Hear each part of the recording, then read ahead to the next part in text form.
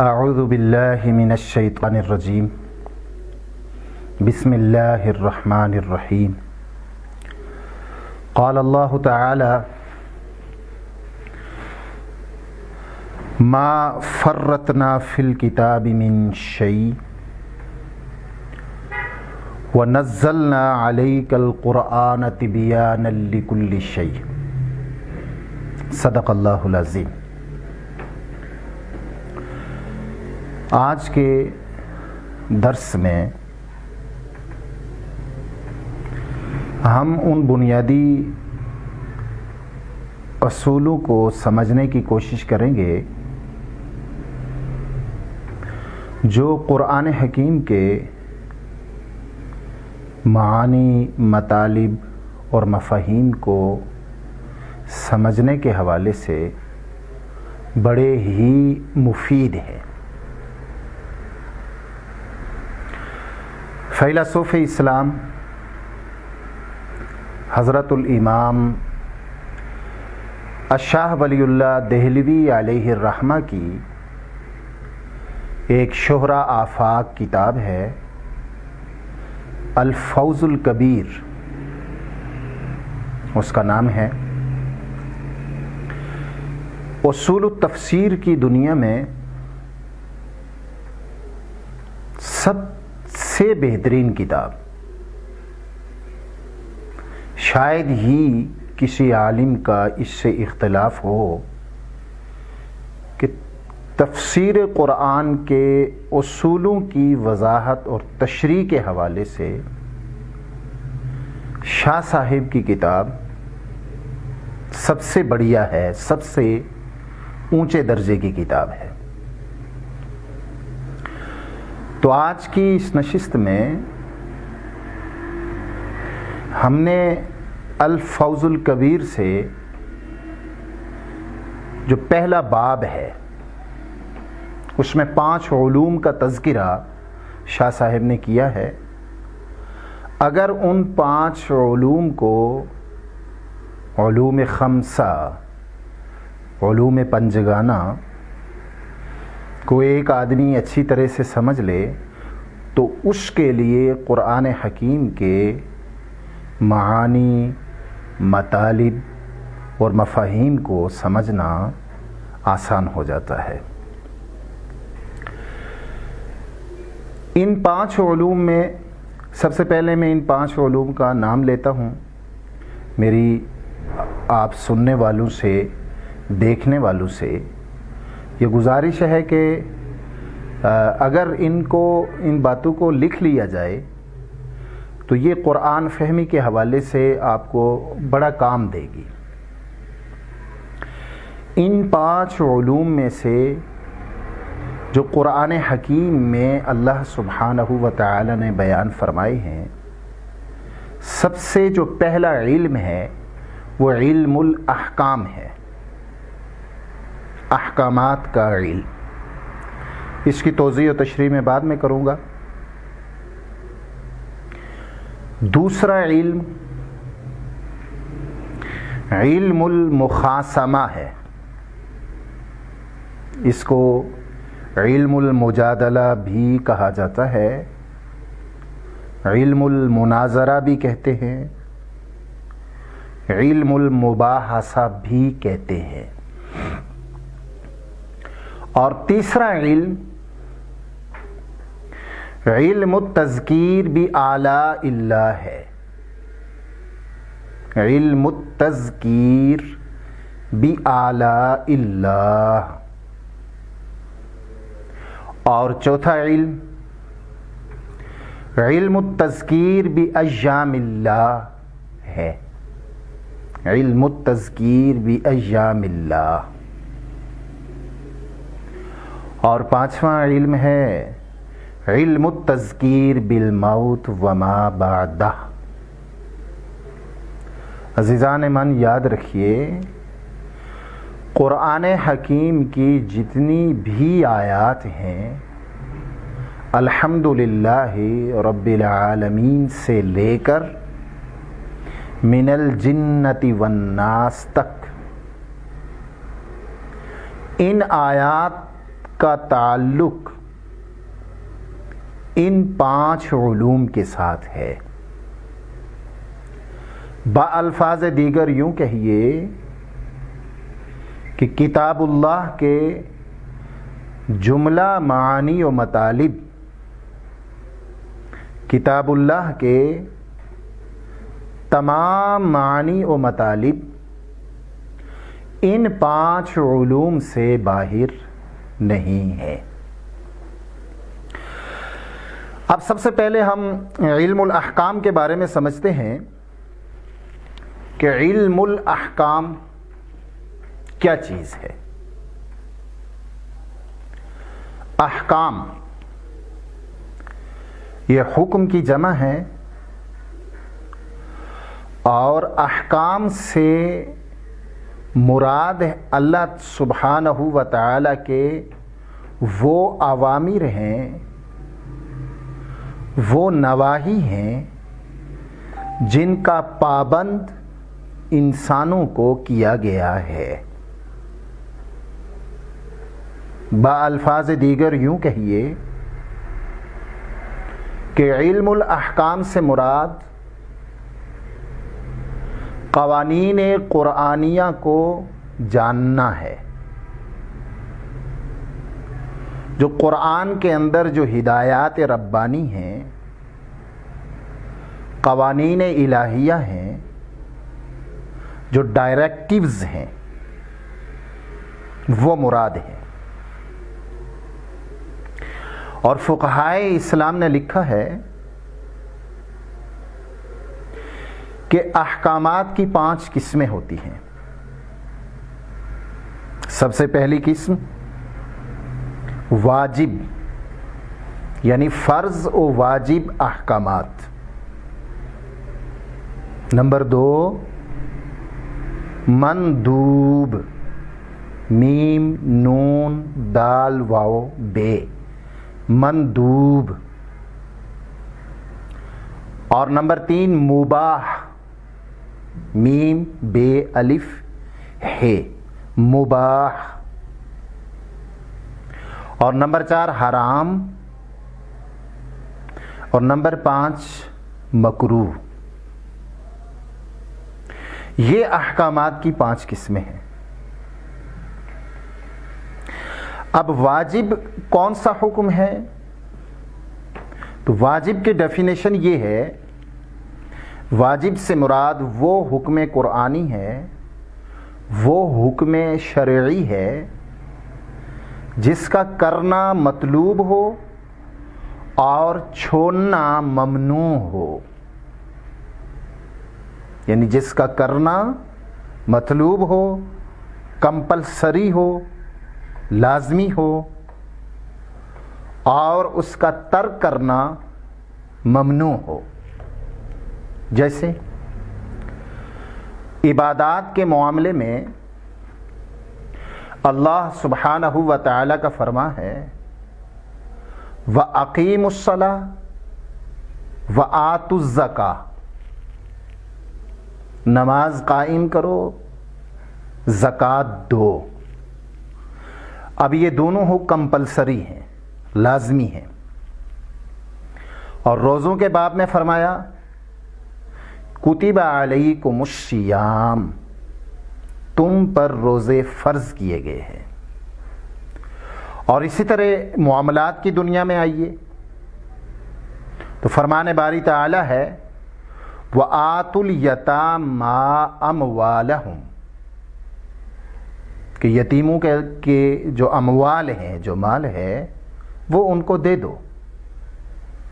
تو یہ کمپلسری ہے، واجب ہے، لازم حکم شرعی ہے۔ وَآتُوا النِّسَاءَ صَدُقَاتِهِنَّ نِحْلَةً، خواتین کا جو مہر ہے وہ ان کو دے دو۔ اب یہ واجب حکم ہے، لازم ہے، کمپلسری ہے۔ اسی طرح جو خانگی امور ہیں، گھریلو جو چیزیں، گھریلو خانگی امور سے متعلق اللہ سبحانہ و تعالی کا یہ فرمان قُوا أَنفُسَكُمْ وَأَهْلِيكُمْ نَارًا، کہ اپنے آپ کو بھی اور اپنے اہل و عیال کو بھی جہنم کی آگ سے بچاؤ۔ اب اس حکم کا تعلق تدبیر منزل یعنی خانگی امور سے ہے، گھریلو امور سے ہے، اور اسی طرح شہروں کی سیاست کے حوالے سے، جس کو عربی میں کہتے ہیں سیاست مدینہ، شہروں کی سیاست کے حوالے سے اللہ سبحانہ و تعالیٰ کا یہ حکم السارق والسارقۃ فاقطعوا ایدیہما، یعنی یہ چور کی سزا بیان ہوئی ہے۔ تو یہ چند ایک مسالے میں نے آپ کے سامنے رکھی ہیں جو احکامات کی وہ قسم جس کا تعلق وجوب سے ہے، فرائض سے ہے، جو کمپلسری ہے، اور دوسری احکامات کی قسم ہے جس کو اصطلاح میں فقہی ٹرم میں مندوب کہا جاتا ہے، میم نون دال واو بے، مندوب۔ مندوب سے مراد وہ حکم شرعی ہے جس کی تعمیل مطلوب و محمود ہو۔ پھر سن لیں، مندوب سے مراد وہ حکم شرعی ہے جس کی تعمیل یعنی جس کا کرنا مطلوب ہو، محمود ہو، اچھا ہو، ایک مستحسن عمل ہو، لیکن ترک کی بھی اجازت ہو، یعنی آپ اس سے چھوڑ بھی سکتے ہیں۔ اگر اس کو ترک کر دیا تو آپ پہ کوئی ملامت نہیں ہے، آپ گناہ گار نہیں ہوں گے، لیکن اگر اس حکم پہ عمل کریں گے تو اس کے نتیجے میں آپ کو اجر و ثواب ملے گا، شاباش ملے گی۔ اس کے مثالیں بھی بہت ساری قرآن حکیم میں آتی ہیں، ایک مثال میں دوں گا آپ کو۔ جیسے قرآن حکیم میں آتا ہے فَإِذَا دَخَلْتُمْ بُيُوتًا فَسَلِّمُوا عَلَىٰ أَنفُسِكُمْ، کہ جب تم گھروں میں جاؤ، اپنے گھروں میں جاؤ، اپنے گھر میں داخل ہو وہ، تو اپنے آپ پہ سلام کیا کرو۔ تو یہ مندوب کی مثال ہے، اور بھی بہت ساری مثالیں کتاب اللہ میں، کتاب السنت میں مذکور ہیں۔ تو مندوب سے مراد وہ حکم شرعی ہے جس کی تعمیل مطلوب ہو، محمود ہو، لیکن ترک کی بھی اجازت ہو۔ احکامات کی تیسری قسم مباحات کی ہے، یعنی وہ حکم جو مباح ہے، میم بے الف ہے، مباح۔ اس سے مراد وہ حکم شرعی ہے جس کا نہ فعل مطلوب ہے اور نہ ترک،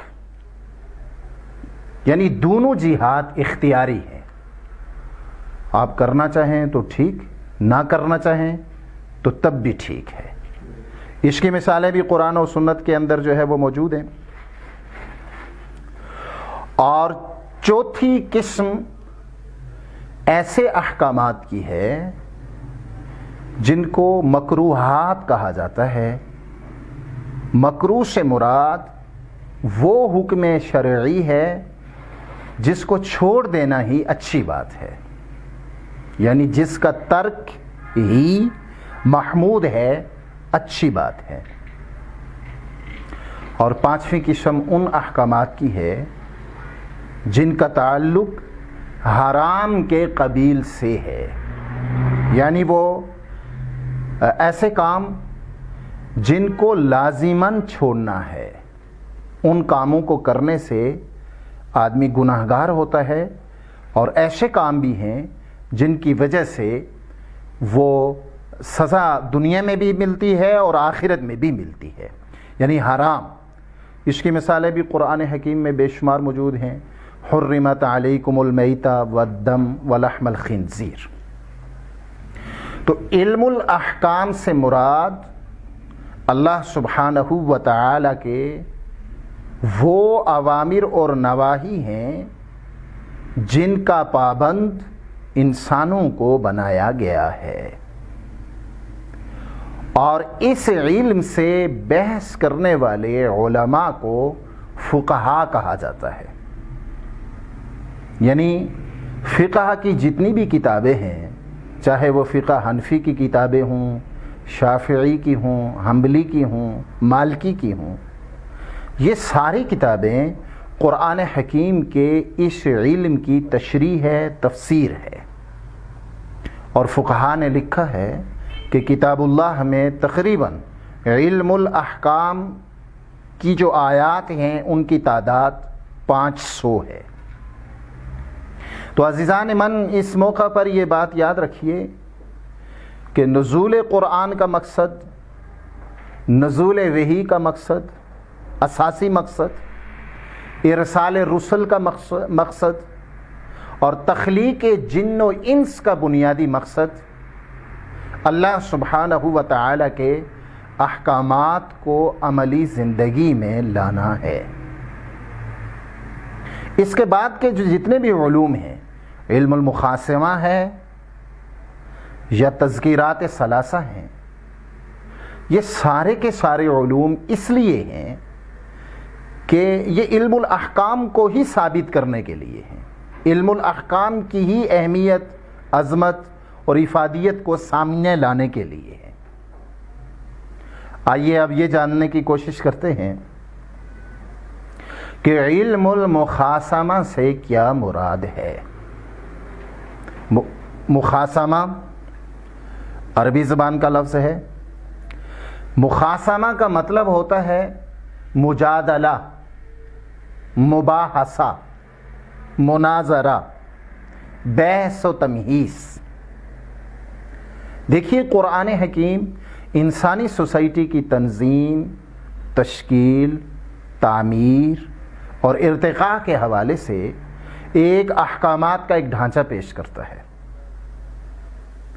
اور ظاہر ہے ان احکامات کے مقابلے میں دنیا کے اندر بہت ساری کمیونٹیز ہیں جن کے اپنے اپنے نظام ہیں، اپنی اپنی ہدایات ہیں، ڈائریکٹیوز ہیں۔ قرآن حکیم کا دعویٰ یہ ہے کہ میں نے جو انسانیت کی نشو و نما کے لیے، ان کے ارتقاء کے لیے، ان کی تہذیب اور شائستگی کے لیے احکامات کا جو ڈھانچہ پیش کیا ہے، یہی حق ہے، یہی صحیح ہے، یہی سچ ہے۔ تو اس کے لیے قرآن حکیم اپنے احکامات کے مقابلے میں، اپنے پروگرام کے مقابلے میں دنیا کے پاس جو کچھ ہے انہیں دعوت دیتا ہے، دعوت مناظرہ دیتا ہے، دعوت مباحثہ دیتا ہے کہ آؤ بیٹھ کے بات کرتے ہیں۔ تو قرآن حکیم میں 4 گمراہ فرقوں سے مجادلہ کیا گیا ہے، مباحثہ کیا گیا ہے۔ ان 4 گمراہ جماعتوں میں ایک جماعت مشرکین کی ہے جو عقیدہ توحید کے قائل نہیں ہیں، شرک کی نجاستوں اور آلودگیوں میں مبتلا ہیں۔ وہ مشرکین قرۂ ارضی کے کسی بھی خطے سے ہوں، اولاً تو اس سے مراد مشرکین مکہ تھے، اور دوسرا گروہ، دوسری جماعت یہود کی ہے، یعنی وہ جو موسیٰ علیہ السلام کو اپنا پیغمبر مانتے ہیں، ان کی مذہبی کتاب تورات ہے، ان سے بحث کرتا ہے قرآن حکیم۔ اور تیسری جماعت نصارہ کی ہے، نصارہ عیسائی، جن کا جو عیسیٰ علیہ السلام کو اپنا پیغمبر مانتے ہیں اور انجیل ان کی مذہبی کتاب ہے۔ اور چوتھا گروہ منافقین کا ہے، یعنی ایسے لوگ جن کا تعلق دونوں طرف ہوتا ہے، کفر کے ساتھ بھی، اسلام کے ساتھ بھی، صرف اپنے مفاد کے پجاری ہوتے ہیں۔ تو یہ 4 گمراہ فرقے ہیں جن سے قرآن حکیم میں مخاصمہ اور مباحثہ کیا گیا ہے۔ یاد رکھیے کہ اس بحث، اس مناظرے کے قرآن حکیم نے 2 طریقے اختیار کیے ہیں۔ ایک دفعہ پھر سن لیں، علم المخاصمہ یا مخاصمہ اور مناظرہ کے قرآن حکیم دو طریقے استعمال کرتا ہے۔ پہلا طریق یہ ہے کہ قرآن حکیم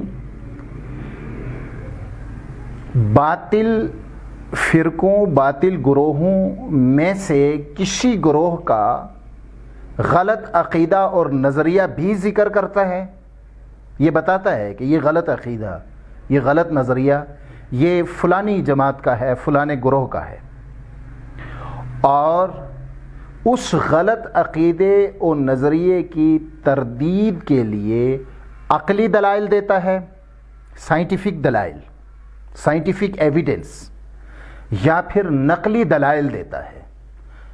نقلی دلائل سے مراد وہ باتیں ہیں کہ جو سابقہ الہامی کتابوں کے اندر مذکور ہیں۔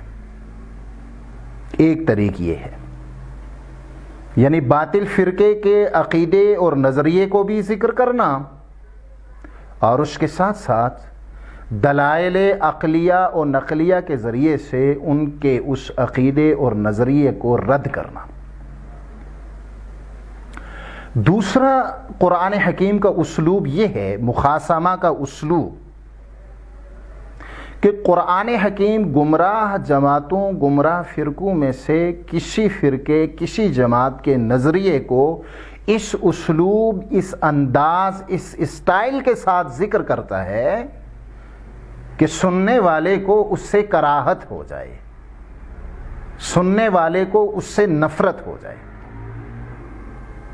تو علم المخاصمہ سے بحث کرنے والے علماء کو متکلمین کہا جاتا ہے، متکلمین، اور اس سے ریلیٹڈ علم کو علم الکلام کہا جاتا ہے۔ اور یاد رکھیے کہ اس علم کو وہی عالم اچھی طرح سے سمجھ اور سمجھا سکتا ہے جس کو فلسفہ اور علم کلام کے اندر مہارت ہو۔ آگے تیسرا جو علم ہے جو قرآن حکیم میں بیان کیا گیا ہے صراحت کے ساتھ، اس کا نام ہے علم التذکیر بآلاء اللہ۔ یہ الفاظ خاصے عام سننے والوں کے لیے بوجھل ہیں، میں سمجھتا ہوں۔ یہ آیت تو آپ نے بارہا سنی ہوگی، سورہ رحمان کی یہ آیت، فَبِأَيِّ آلَاءِ رَبِّكُمَا تُكَذِّبَانِ۔ تو علم التذکیر بآلاء اللہ سے کیا مراد ہے؟ اس علم کے ذیل میں زمین اور آسمان کی تخلیق، بندوں کو ان کی ضروریات کا الہام، اور خدا تعالی کی صفات کاملہ کا بیان آتا ہے۔ یوں کہیے کہ جمادات جیالوجی، نباتات باٹنی، حیوانات زویولوجی، اور اسی طرح فلکیات، ان چیزوں کا بیان اس علم کے ذیل میں آتا ہے۔ خدا تعالیٰ کی صفات کاملہ کا بیان اسی علم کے ذیل میں آتا ہے۔ بندوں کو ان کی ضروریات کا الہام، یہ چیزیں بھی اسی علم کے ذیل میں ڈسکس کی جاتی ہیں۔ تو علم التذکیر بآلاء اللہ، یعنی جو طبیعات ہے، علم طبیعات ہے، اس کو اس علم کے ذیل میں بیان کیا جاتا ہے، اور مخلوقات اور مصنوعات کا مطالعہ، اس میں غور و فکر کی دعوت دی جاتی ہے، اور اس تفکر اور تدبر کا مدعا اور مقصد یہ ہے تاکہ یہ انسان ان مخلوقات کے خالق کی معرفت حاصل کر سکے، اور اس کی عظمت ان کے دل و دماغ میں بیٹھ سکے، اس کی پہچان انہیں نصیب ہو، اور ان کے اندر سے غفلت دور ہو اور تنبہ پیدا ہو، اور وہ لوگ اللہ سبحانہ و تعالی کی ہدایات، ڈائریکٹیوز، قوانین قرآنیہ، علم الاحکام کی طرف متوجہ ہو سکے۔ تو یہ تھا تیسرا علم، علم التذکیر بآلاء اللہ۔ آگے جو علوم ہیں وہ انشاءاللہ العزیز ان پہ ہم اگلے درس میں بات کریں گے۔ ربنا تقبل منا انک انت السمیع العلیم۔